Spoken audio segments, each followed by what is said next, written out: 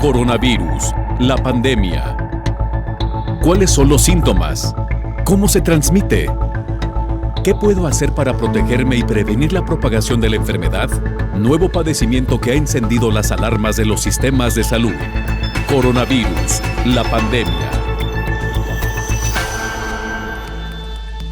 ¿Cómo le va? Bienvenido a un programa más de Coronavirus, la pandemia. Escuchábamos la introducción de este programa que hemos llevado hasta usted durante más de 200 emisiones y recordamos eso, la importancia, el origen del por qué se creó este programa, cómo protegernos y evitar que contagiemos a otros eventualmente. Esto es la esencia del programa y por supuesto el llamado, la invitación para que usted atienda las recomendaciones que son simples, sencillas: lavado de manos, uso de cubrebocas, el uso del gel alcoholado en caso de no tener agua y jabón al alcance y sobre todo mantener la sana distancia, evitar los espacios en donde haya una gran concentración de personas y privilegiar y siempre optar por los espacios abiertos y ventilados. Bueno, hoy hablaremos sobre el reforzamiento de las medidas sanitarias durante la temporada invernal. La Organización Mundial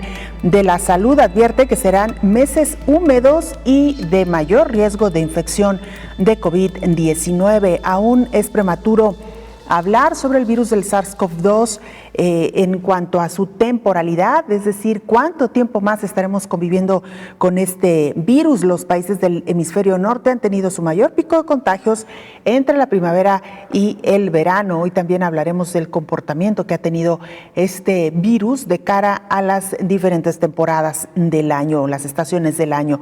La Organización Panamericana de la Salud reconoce las acciones realizadas en Argentina, Costa Rica y Jamaica para contener la enfermedad. Advierten que COVID-19 podría transmitirse por la vía sexual y provocar infertilidad en los varones. Hoy también estaremos hablando de esto y tendremos la colaboración de nuestro compañero Edgar Olivares desde Estados Unidos. Nos dará un panorama general de lo que acontece en este país que hoy por hoy registra el mayor número de casos. Más de 10 millones de personas se han infectado desde que inició la pandemia. Vamos con nuestra compañera Isaura López Villalobos, que como todos los días nos pone en contexto del tema que hoy abordaremos. El impacto de la COVID-19 en el mundo ha sido sorpresivo, ni la determinación de la temporalidad climática puede ser factor de riesgo. Así como en otros virus se analiza la estacionalidad, para el nuevo coronavirus también. Al principio del año se hicieron varios planteamientos como el de menor transmisión en primavera y verano, las relacionadas con la actividad humana y el funcionamiento del sistema inmunológico. Al ser un virus que surgió en invierno, se establecía que sería en esta estación. Sin embargo, hacía falta más análisis para afirmarlo. Asimismo, se mencionó que sería en primavera-verano o que comenzaría a disminuir. Sin embargo, fue todo lo contrario. A partir de marzo comenzó a darse la mayor extensión del virus por el planeta. Los rayos solares de la primavera parecía que avivaban a la COVID-19 y para verano el calor, humedad intensificó su potencialidad. Ya para otoño mantenía una secuencia similar. Con las mutaciones del virus que se han presentado en varios países europeos, cambió la respuesta de algunas hipótesis hechas en el primer cuatrimestre del año. En particular en España, actualmente tiene más de 1.400.000 contagios con 40.100 decesos. Este país en marzo tuvo una altura importante en la curva epidemiológica. 7 meses después comenzó a ascender con mayor rapidez. Lo mismo sucede con otros países europeos como Francia y Rusia que entraron a la temporada fría. Mientras que en Estados Unidos, país con mayor contagio a nivel mundial, con 10.385.000 personas afectadas por el nuevo coronavirus y 240.800 muertes, no ha bajado el ritmo de contagios. Desde los primeros casos reportados en enero en ese país comenzó a ascender de manera importante y ya para mediados de la primavera tuvo una escalada impresionante, así como en verano y otoño, sin poder reducir ahora en invierno. Un aspecto similar sucedió en México, que está por alcanzar 1 millón de contagios y se mantiene en esta temporada invernal en una meseta con múltiples cambios en sus diferentes regiones.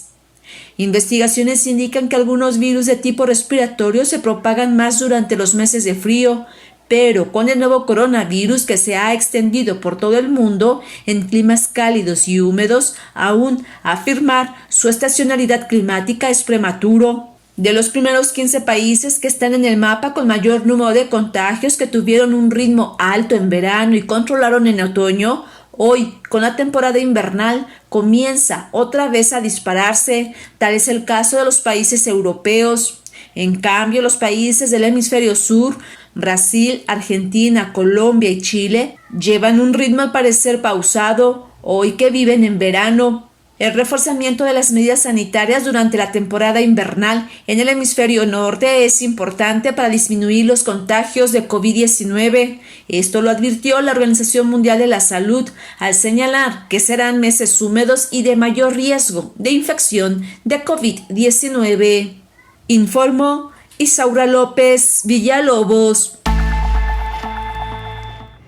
Vamos a Ginebra, Suiza, sede de la Organización Mundial de la Salud. Nuestra compañera Isabel Saco nos presenta el informe más reciente de la OMS. Isabel, qué gusto saludarte. Adelante con la información. Hola, ¿qué tal? Buenos días, Belén. Buenos días a todo el auditorio de Canal 44. 51 millones y medio son los casos que se han registrado hasta hoy en el mundo de COVID-19, con 300.000 infecciones notificadas por los países en la última jornada. Aunque recordemos que esta cifra solo habla de los casos confirmados con test de laboratorio.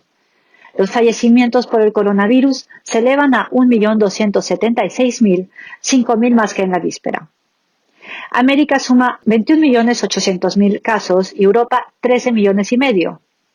Aunque es prematuro hacer proyecciones, parece que los contagios empiezan a frenarse en Europa, lo que coincide con las restricciones que se han tomado en numerosos países, que en algunos casos son muy severas y equivalen a confinamientos totales, mientras que en otros se ha optado por semiconfinamientos.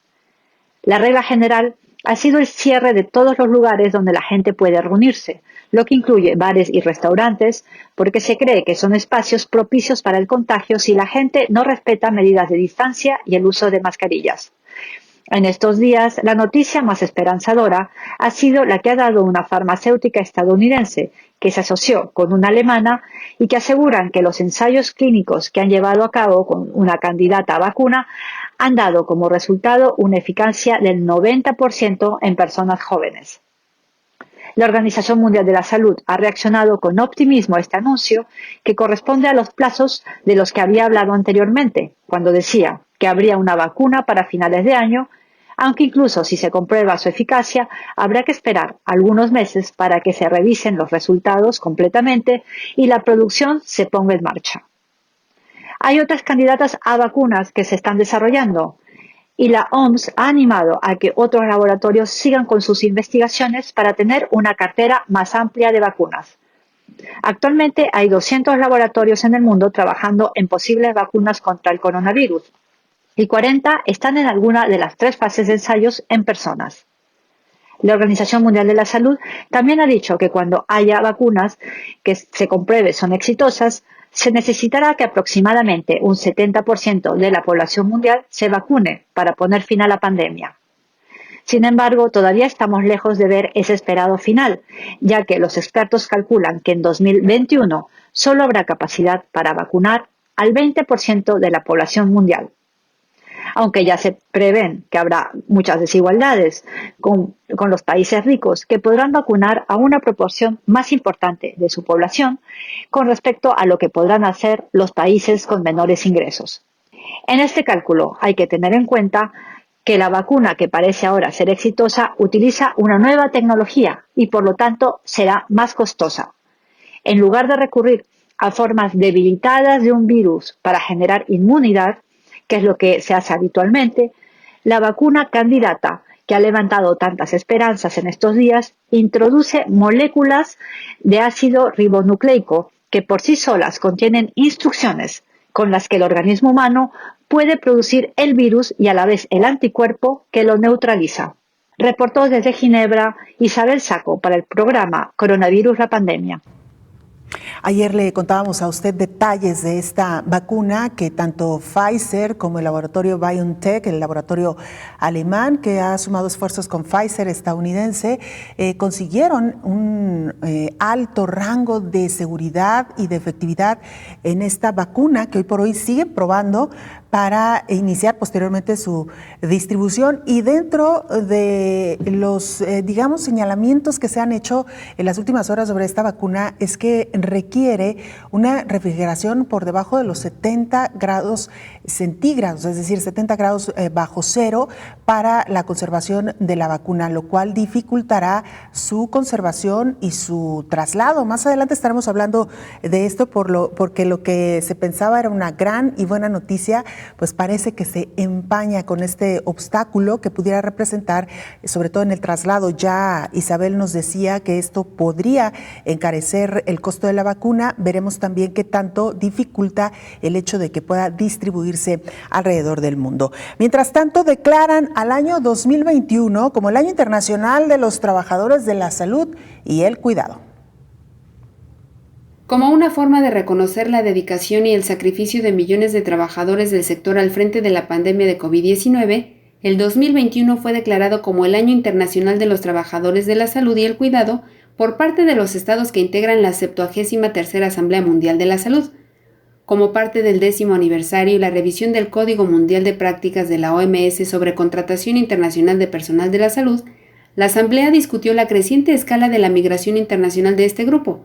El código fue identificado como un instrumento normativo líder y universalmente reconocido bajo la dirección de la OMS, y como tal, los Estados miembros pidieron al organismo internacional y a los socios para el desarrollo que fortalecieran su financiamiento, implementación y el monitoreo. La OMS insta a todos los Estados miembros, así como a las instituciones financieras internacionales, las iniciativas de salud global y los socios a invertir en la preparación, educación y aprendizaje del personal sanitario para gestionar la pandemia, mantener los servicios de salud y prepararse para una vacuna de COVID-19, informó Elizabeth Ortiz.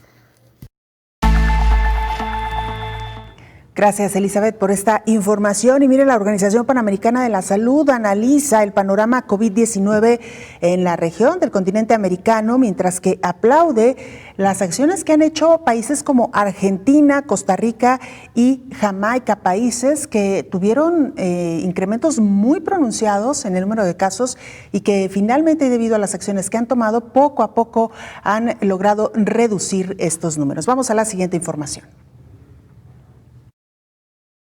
Los casos de coronavirus siguen creciendo a un ritmo vertiginoso y acelerado en América Latina, luego de que la semana pasada se alcanzó un promedio de 150,000 contagios diarios en la región, informó el subdirector de la Organización Panamericana de la Salud, Yerbas Barbosa. En América del Norte, los casos de la COVID-19 siguen subiendo, como en la mayoría de los estados Unidos y Canadá, en algunos estados de México, incluida la capital, que siguen teniendo picos de casos. De hecho, Estados Unidos siguen notificando cifras récord de casos de COVID-19 y esperamos superar los 10 millones de infecciones por la COVID-19.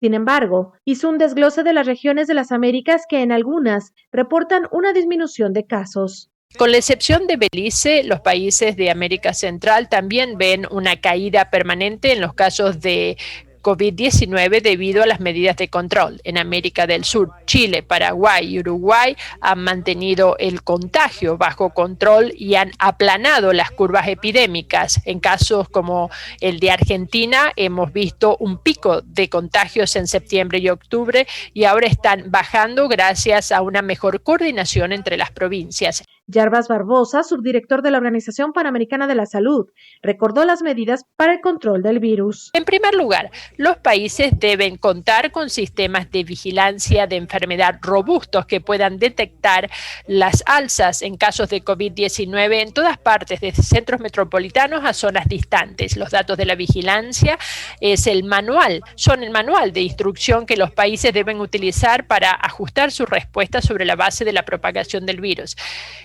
Los sistemas de vigilancia epidémica efectivos permitieron a Chile recuperarse después de picos sin precedentes al comienzo de este año al ajustar las medidas de salud pública según la localidad. Gracias a sistemas de vigilancia laboratorial sólidos, los países del Caribe se han disciplinado sobre la imposición de restricciones y también el ajuste de las medidas de salud pública, y hay nuevas infecciones, pero mantienen también a flote el turismo.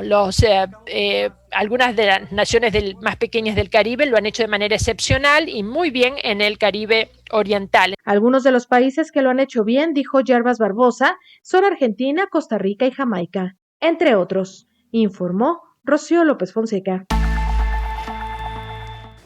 Vamos a hacer una pequeña pausa, regresamos con más información.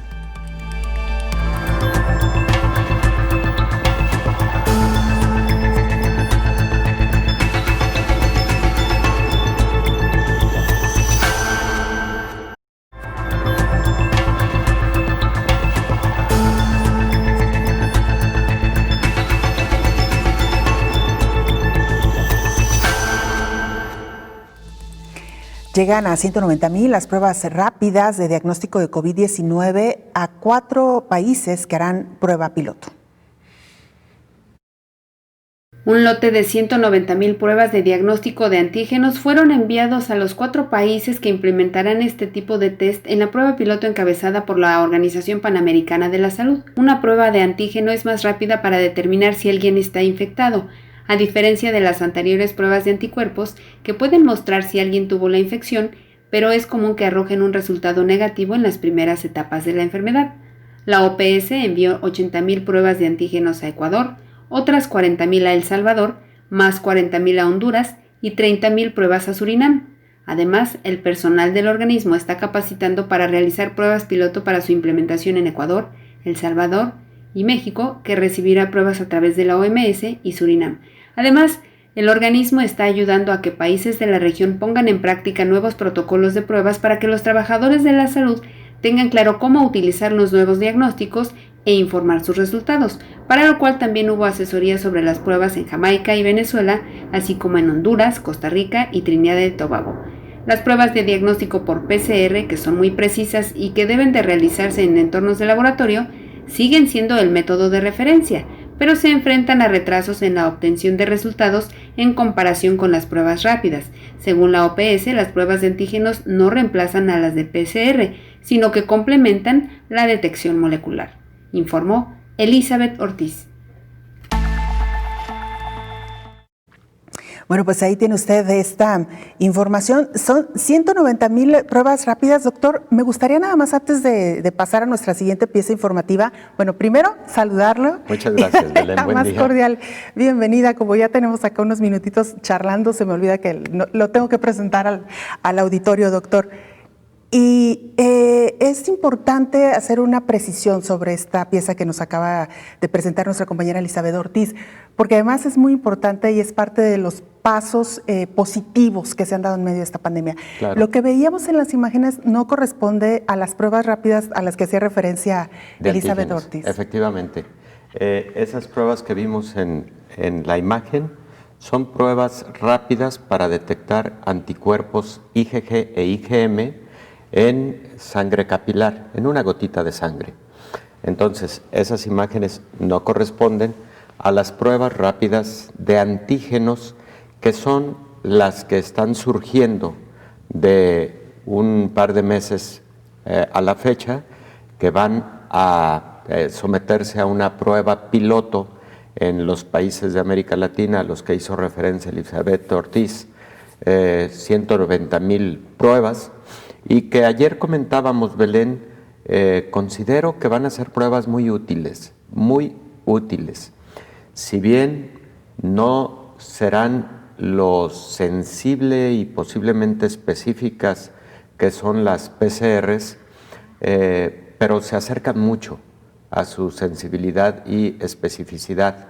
Además, seguramente van a ir siendo cada vez mejores esas pruebas de antígenos, pero la gran ventaja es tú la realizas en el lugar en que estás recibiendo para atender al paciente. En ese lugar, y en 15 minutos tienes un resultado que te permite entonces, primero, ya hablar de diagnóstico con el paciente, tratarlo oportunamente.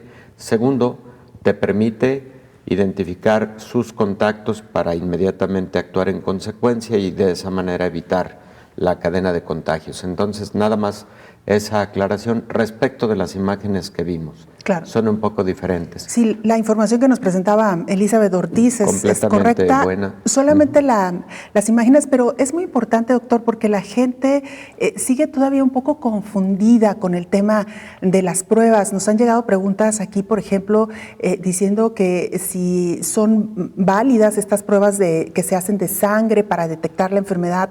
Lo hemos dicho en reiteradas ocasiones, pero lo volvemos a decir, estas pruebas que toman una muestra pequeña de sangre son para detectar anticuerpos. Es decir, una vez que ya pasó la enfermedad, podrían servir para quizá saber si uno generó anticuerpos después de la enfermedad o saber si uno tiene sospechas de que tuvo COVID y que a lo mejor ya desarrolló los anticuerpos. Incluso pudo haber pasado asintomático. Y una forma, digamos, sencilla de saberlo es a través de esas pruebas rápidas para detección de anticuerpos. Hay algunas pruebas para detección de anticuerpos mejores que estas que se presentan en un pequeño cassette, pero son pruebas que se realizan en el laboratorio con equipos un poco más sofisticados y a través de una metodología para detectar anticuerpos diferente, como es el caso del inmunoensayo enzimático, por ejemplo, o los inmunoanálisis que, digamos, son un poquito más complejos, pero que brindan un poco más certeza en cuanto a los resultados. Pero permíteme además un paréntesis porque hay una publicación, Belén, hace escasos 5 días, y en un momento te digo cuál es la revista científica que la publica, porque hay tantas publicando. Pero lo interesante es, están desarrollando una prueba para detectar anticuerpos neutralizantes contra SARS-CoV-2. Es decir, a diferencia de las que tienen actualmente algunos laboratorios o incluso de estas pequeñas pruebas de cassette, que te detectan si desarrollaste anticuerpos de tipo IgM en la fase más reciente de la enfermedad o anticuerpos IgG en la fase un poco más tardía de la enfermedad. Estas que están desarrollando son para detectar anticuerpos que realmente actúan contra el SARS-CoV-2, por eso se llaman neutralizantes. Y estas nos acercan más a la posibilidad de decirle a un paciente que ha desarrollado inmunidad contra el virus y que esa inmunidad tiene, digamos, más especificidad, que es una inmunidad más protectora, vamos, ¿no? Claro. Entonces, está recién publicado y probablemente esté muy pronto en ensayos clínicos, una prueba de detección de anticuerpos neutralizantes. Oiga, doctor, ¿y todos los pacientes que han tenido COVID-19 desarrollan este tipo de anticuerpos neutralizantes? No todos, aproximadamente el 95%. También hay estudios al respecto, publicados hace un par de meses aproximadamente, pero también hace 3 meses hubo una publicación muy interesante, si mal no recuerdo fue o en Nature o en la revista JAMA, en la que se hace una correlación de sintomatología del paciente que tuvo COVID y proporción de anticuerpos y además cantidad de anticuerpos desarrollados. La conclusión básicamente es, a mayor sintomatología se desarrollan más anticuerpos y permanecen durante más tiempo detectables en la sangre. A menor sintomatología, lo contrario. Entonces, todo parece indicar que los pacientes graves son, los pacientes graves son los que desarrollan más cantidad de anticuerpos. Pues muy, muy interesante, doctor. Y solamente agregar, antes de irnos a la pausa, que estas pruebas rápidas, que ya nuestra compañera Elizabeth Ortiz nos hablaba, serán de gran ayuda, doctor, porque como usted lo explicó, se va a poder detectar de manera temprana y mucho más sencillo si un paciente tiene o no el virus del SARS-CoV-2 y con ello poder empezar un tratamiento a tiempo, que es como se pueden abordar las enfermedades de manera más exitosa, ¿no, doctor? Sí. Un diagnóstico temprano con un tratamiento oportuno. Y cortar cadenas de transmisión. Importantísimo. Lo tenemos en la actualidad con influenza. Las pruebas que tenemos para detección de influenza, digamos las más populares y comunes, son pruebas rápidas de antígeno del virus de influenza. Entonces va a ser algo similar. Por supuesto, también tenemos pruebas de PCR para detección de virus de influenza. Y una mejor aún, Belén, existen en todo el mundo, incluido muchos países de América Latina, pruebas multipanel de patógenos respiratorios de tipo PCR. ¿Esto qué significa? Que en una prueba de PCR que entra en múltiples paneles en el laboratorio, tú puedes detectar hasta 15 patógenos respiratorios, incluido influenza, incluido SARS-CoV-2, incluidos algunos adenovirus, incluido virus sinciciales respiratorios, incluidos virus para influenza, etcétera. O sea, tú recibes a un paciente con síntomas respiratorios y si tienes oportunidad de realizar una prueba PCR multipanel, entonces tienes altas posibilidades de decir, mira, no fue COVID, no fue influenza, pero se trata de un sincicial respiratorio.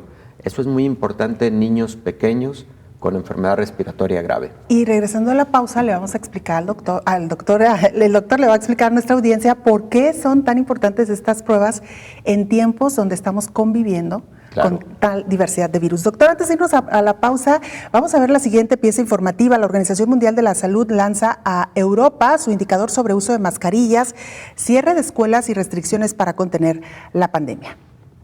La Organización Mundial de la Salud en Europa lanzó el Índice de Gravedad de Medidas Sociales y de Salud Pública para proporcionar datos estandarizados respecto a la manera en que las naciones de la región trataron de contener la propagación comunitaria de COVID-19. Se trata de una herramienta que captura y analiza las respuestas de cada uno de los 53 gobiernos de Europa. Es la primera herramienta en la OMS que presenta tanto los datos epidemiológicos como las intervenciones. Es un indicador que está integrado en el panel de control de COVID-19 de la OMS en Europa, que permite una visualización rápida de las estadísticas e información más actualizada perteneciente a cada país de la región. Captura 6 tipos de medidas de salud pública: uso de mascarillas, cierre de escuelas, cierre de oficinas, negocios, instituciones y operaciones, restricciones a las reuniones, restricciones a la circulación nacional y limitaciones a los viajes internacionales. El alcance, la gravedad y el momento de su implementación también se agregan para producir un puntaje compuesto en el índice de severidad, que es un promedio de estos 6 indicadores. Los países están implementando paquetes de medidas calibradas al contexto local y la epidemiología de la enfermedad. Estas medidas ayudan a detener las cadenas de transmisión y prevenir brotes, y por lo tanto son fundamentales para limitar la propagación del COVID-19 a nivel comunitario, informó Elizabeth Ortiz. Hacemos una pausa, regresamos.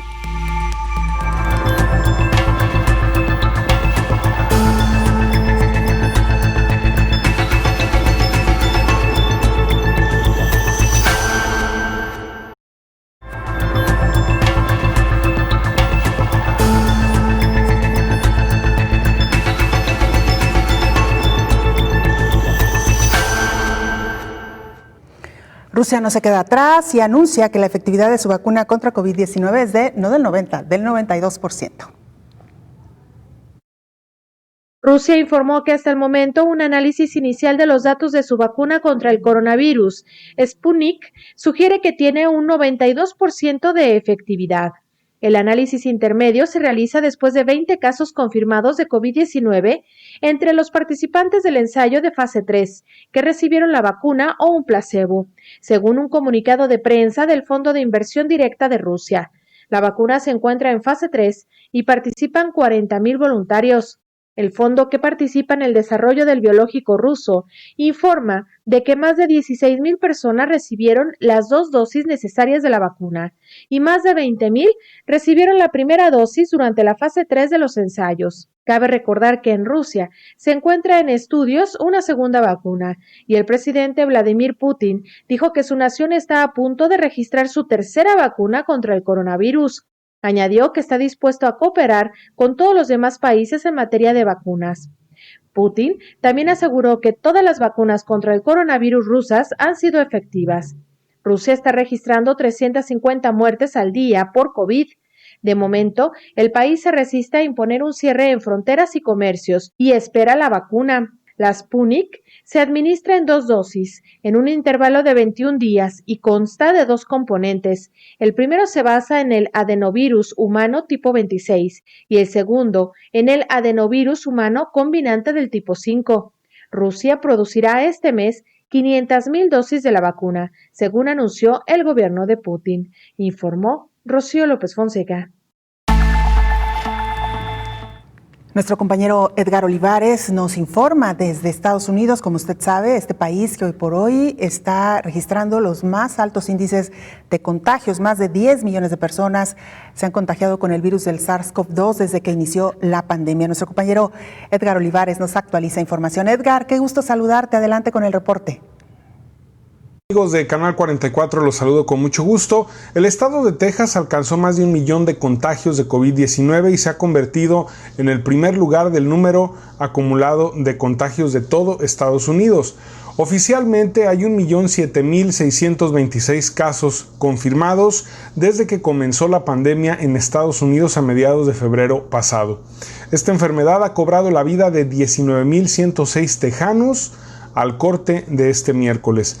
La semana pasada el estado tuvo un incremento de 40% en el ritmo de contagios contra el 31% que se registró en California, que durante meses había liderado la tabla en las estadísticas y ahora ha pasado al segundo lugar. Este incremento de casos en las principales ciudades tejanas, principalmente la zona de Dallas y de Houston, contribuyeron a que el viernes pasado se rompiera un récord más de casos de coronavirus en la Unión Americana, alcanzando casi 123,000 casos confirmados en un solo día. En los últimos 10 días se han registrado más de 1 millón de nuevos casos en todo el país, lo que genera sin duda un récord. En el caso del condado de Dallas se han registrado más de 1,000 casos por día esta semana, lo que ha alertado por supuesto a las autoridades, pues el ritmo de contagios ya se había bajado a menos de 200 por día y hubo un repunte en las últimas semanas. Según el Consejo de Hospitales de Dallas, en el norte de Texas, el personal de salud ya ha manifestado una fatiga constante por la atención a pacientes que han sido diagnosticados con COVID-19. Según datos oficiales, tan solo en el norte del estado se atienden a más de 1,700 pacientes de esta enfermedad en este momento. Sin embargo, no todo el panorama es oscuro.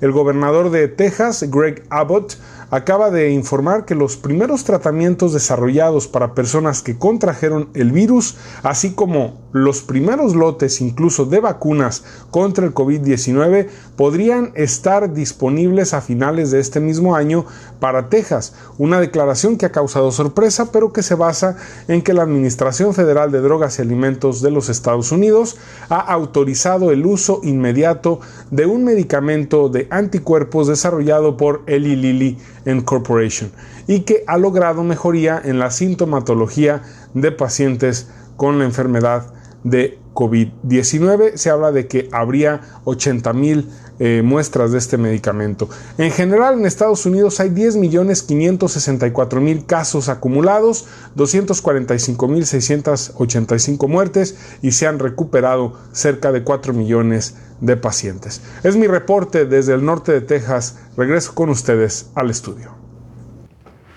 Muchísimas gracias por esta información, Edgar. Como siempre, un gusto saludarte y tener de manera oportuna este informe. Vamos ahora a la línea telefónica, doctor Héctor Raúl Pérez Gómez, porque ahí está Tony Gresati. Él es director operativo de Sanitec, esta empresa que fabrica tejidos especiales precisamente para la elaboración de cubrebocas. Tony Gresati, ¿cómo le va? Muy buenos días, gracias por acompañarnos.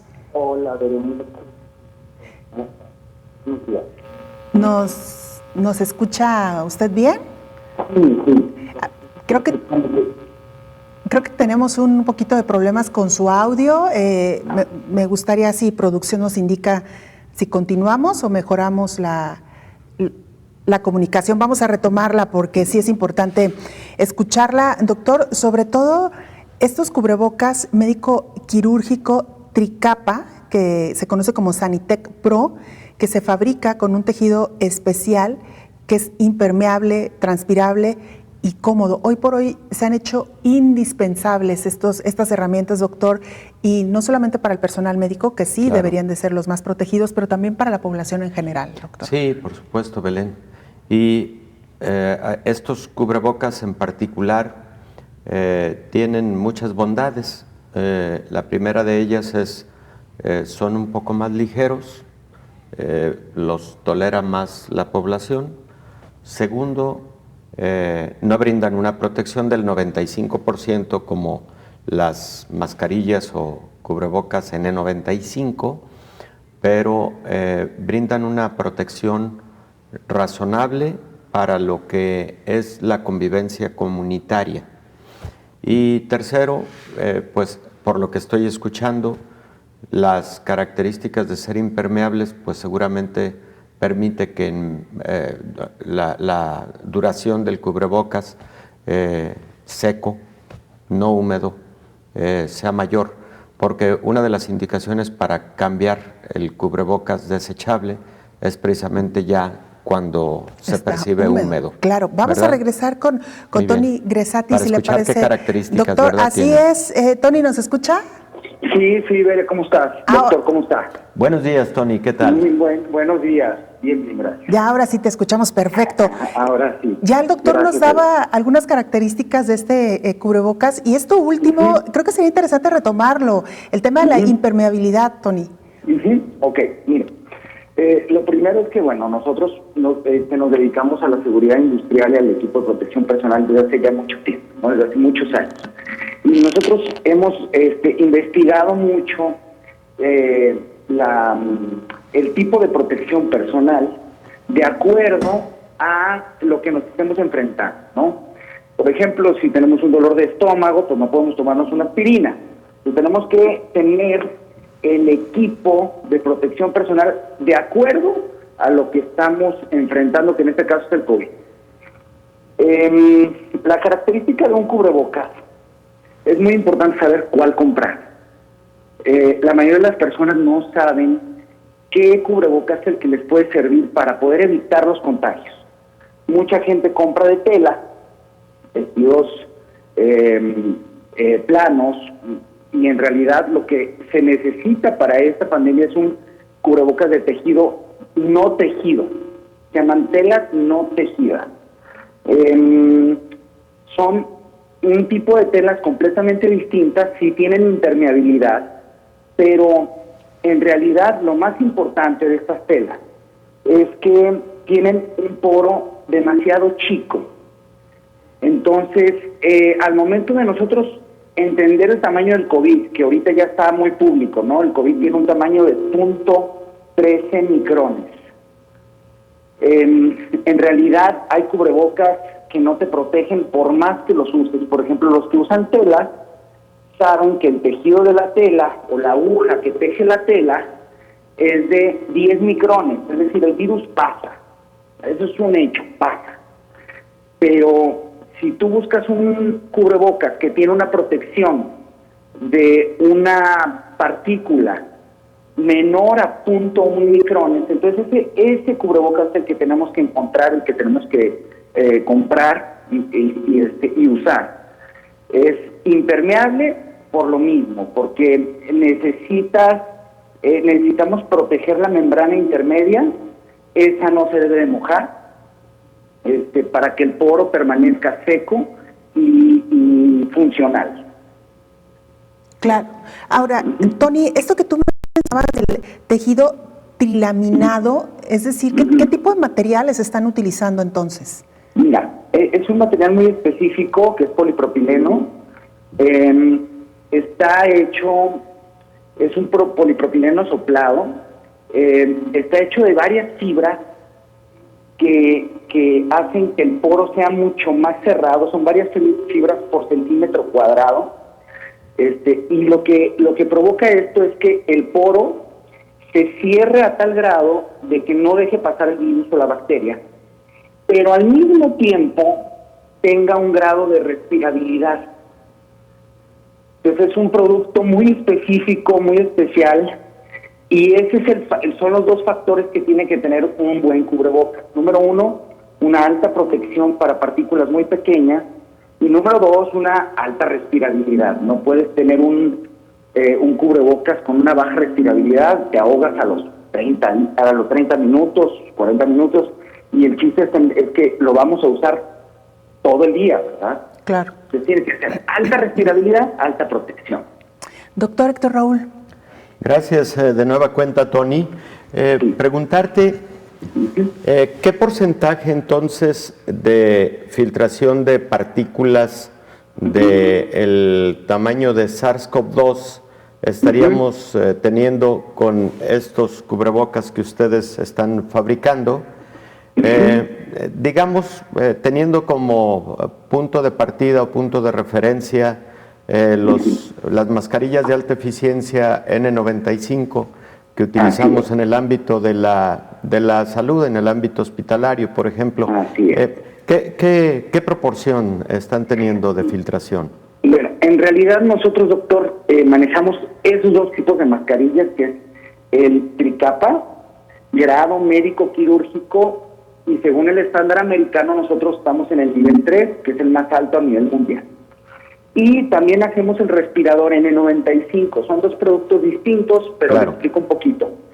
El respirador N95 capta partículas muy pequeñas entre 0.06 micrones y 0.1 micrones, protege arriba del 95%, por eso es N95, es una protección arriba del 95%. Y la tricapa laminada que nosotros manejamos tiene una protección a partículas de 0.1 micrones, que es un poquito más chico que el coronavirus. El COVID tiene, como le dije anteriormente, un tamaño de 0.13 micrones. Entonces, este cubrebocas te da una eficiencia del 98.9%. Es altísima, en un tricapa. Entonces, es por eso que nosotros lo que le recomendamos a nuestros clientes es: no es necesario gastar mucho dinero en respiradores de N95, que también lo que hacemos nosotros, sino saber comprar un producto como lo que es el tricapa, pero de un alto grado médico quirúrgico y con una alta protección. Entonces puede protegerte en partículas de COVID hasta el 99%. ¿Y a qué corresponde en proporción de costos para el usuario final? Por ejemplo, un buen tricapa te puede estar costando alrededor de entre 7 y 9 pesos, y un buen N95 puede estarte costando entre 38 y 65 pesos. O sea, esos son los rangos, ¿no? Entonces es diferente. Lo que sí es importante aclarar es que el grado médico, todo lo que son médicos que están en áreas críticas, COVID, tienen que usar el respirador por el tiempo que permanecen dentro de las áreas COVID, ¿no? Claro. Es diferente. Entonces, pero una persona civil o una persona que está dentro de un hospital o dentro de algún centro comercial o dentro de áreas cerradas puede estar sin ningún problema con un tricapa nivel 3, grado médico nivel 3. Tony Gresati, lamentablemente el tiempo se nos terminó. Muy brevemente, ¿estos cubrebocas están disponibles en países de América Latina, en México? ¿Se encuentran en farmacias? ¿Dónde se pueden conseguir? Mira, Mira, estamos negociando ahorita con farmacias apenas porque todo nuestro producto está yendo actualmente para Estados Unidos, Canadá y Europa. Pero estamos trabajando muy duro por meter este tipo de producto aquí en México y que la gente lo pueda tener disponible. Claro. Pero ha sido complicado, ¿no? muy complejo y por la cultura, ¿no? Claro. Es diferente. Muy bien, Tony Gresati, te agradecemos esta charla. Gracias por la conversación. Gracias, doctor. Hasta luego. Hasta pronto, buen día. Hasta luego, bye. Hasta muy pronto. Vamos a hacer una pausa, regresamos con más.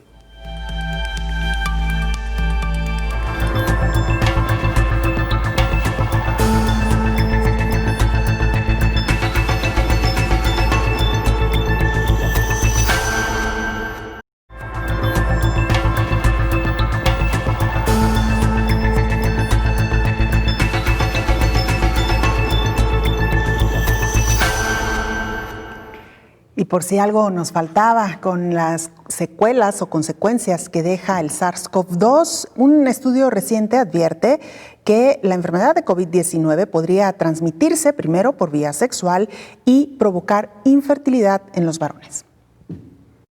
La Universidad de Miami descubrió luego de un estudio que la COVID-19 puede ocasionar daños en los tejidos de los testículos, por lo tanto, afectar la fertilidad masculina e incluso sugiere que podría ser transmitida vía sexual.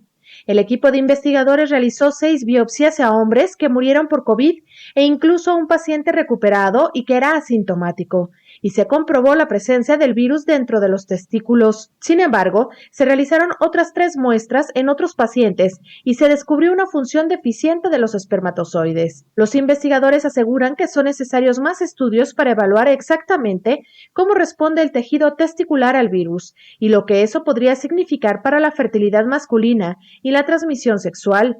El SARS-CoV-2 es un virus que se une a un receptor presente en casi todos los órganos del cuerpo. De hecho, los 3 órganos más importantes en los que los receptores se encuentran en la mayor densidad son los pulmones, los riñones y los testículos, informó Rocío López Fonseca.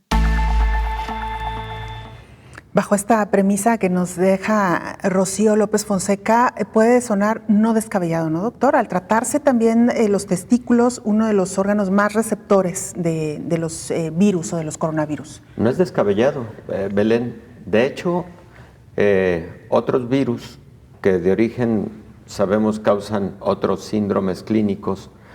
Por ejemplo, hablábamos hace algunos días del virus de Zika, que se transmite sexualmente. Hay reportes de que el virus del dengue se puede transmitir sexualmente también. Y la hipótesis de que SARS-CoV-2 pudiera, en virtud de la enzima convertidora de angiotensina, que es el receptor y que también se encuentra en tejido testicular, pues es una posibilidad.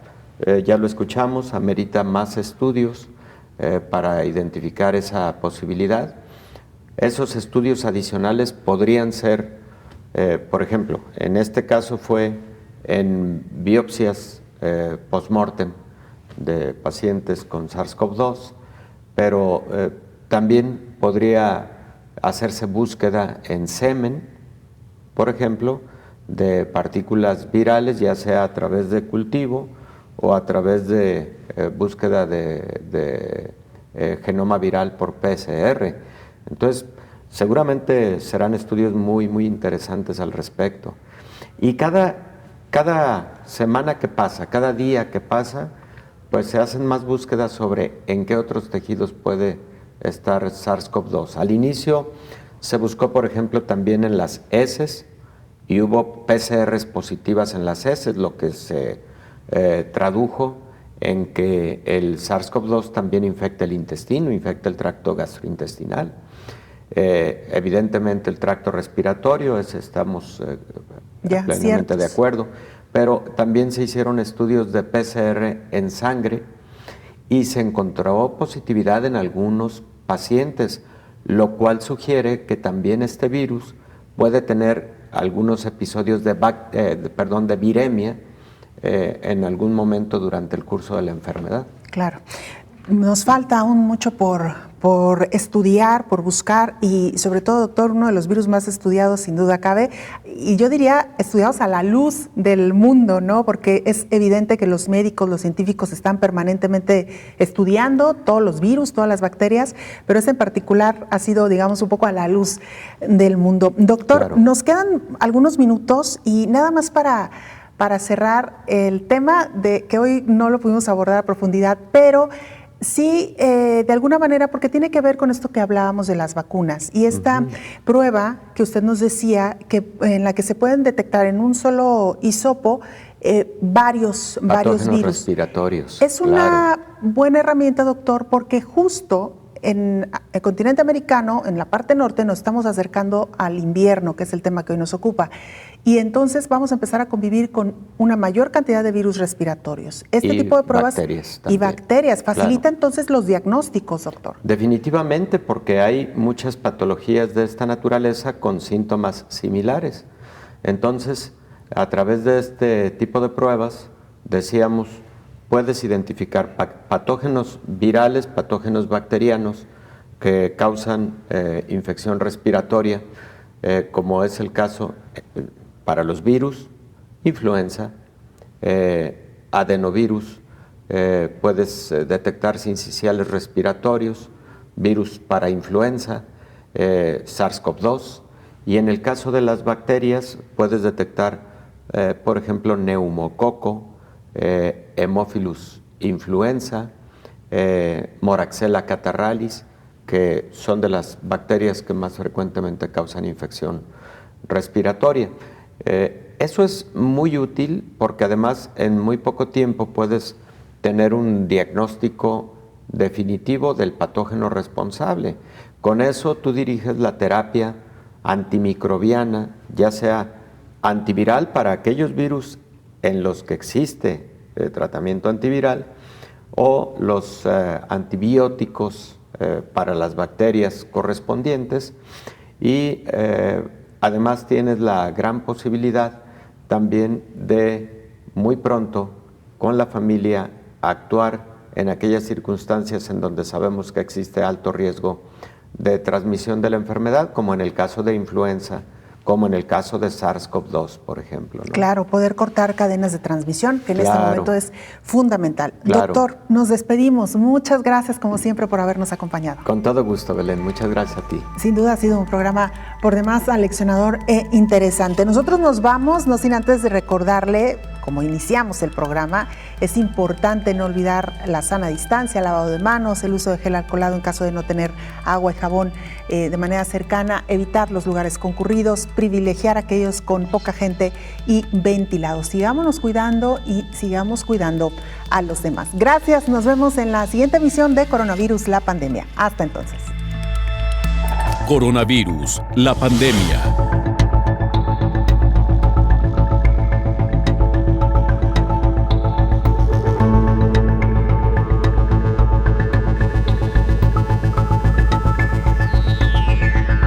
Coronavirus, la pandemia.